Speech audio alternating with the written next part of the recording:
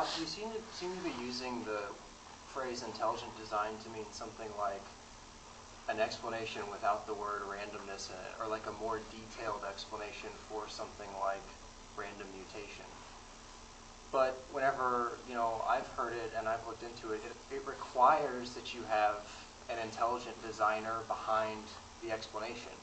Not just that it's a more detailed or a more intellectually satisfying explanation, but that there be a designing intelligence, involved in that process. I feel like I'm kind of repeating myself, so I'll give you a very specific example. University of Texas, El Paso mathematics professor. He writes an article critical of neo-Darwinism.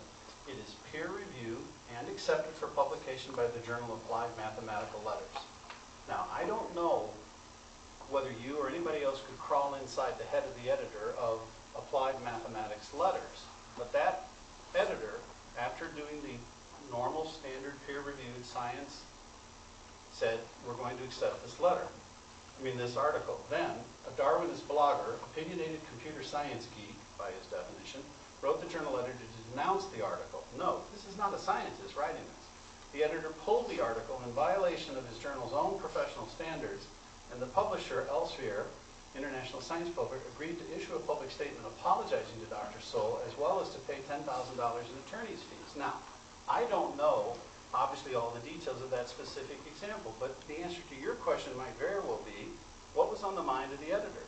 And what was on the mind of peer-reviewed is usually 3 scientists. Is that correct, Steve? Peer-reviewed is as many scientists as the editor can get to agree.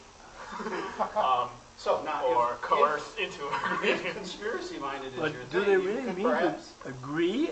That's inviting disagreement. Oh no, certainly. Peer reviewers are not selected to agree. Yeah, no, they're not selected to agree. They're selected to review the article. was the scientific method followed. So all I'm saying is that if you are a conspiracy theorist and you say, okay, we got an editor and we got 3 peer-reviewed fellow scientists who thought this guy was legitimate, but they were really lying. I don't know what you would exactly say, but that's what I would respond back to. I'm just saying that to have a more detailed explanation of something like random mutation, which is something that you've really taken issue with, would not necessarily be an intelligent design move. It might just be a better explanation than random mutation.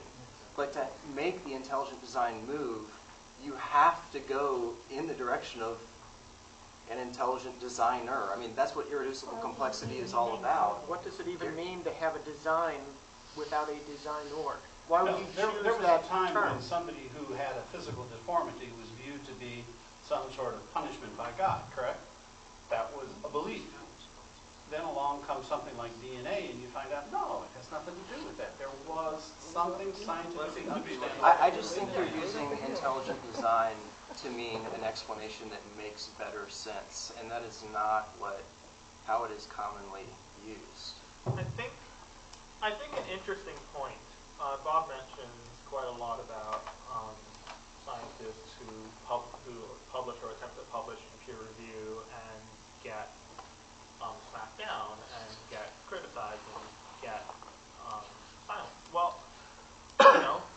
you can draw a comparison to Galileo. I mean, Galileo was persecuted for his beliefs, and I'm sure that the authors that Bob has are persecuted for theirs. The difference is, persecution does not make an idea right.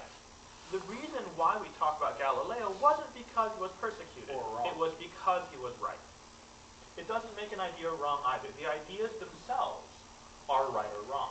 And the peer review process is what aims to sort that out. And that is the reason why it's very difficult to get published in a peer-reviewed journal on intelligent design and such ideas. And if that's where the state of play ended, intelligent design people would not have any difficulty with it. Well, if no. that was the only but the obstacle intelligent they were design up people against, create their own fine scientific journals to publish in.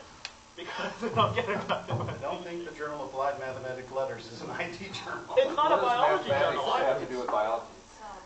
It's not a biology journal either. Because the mathematician was saying that the math does not support the general. What was mathematics have to do with evolutionary biology? I was getting ready to explain it.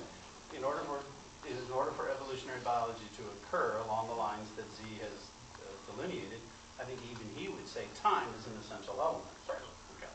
So if there isn't enough time,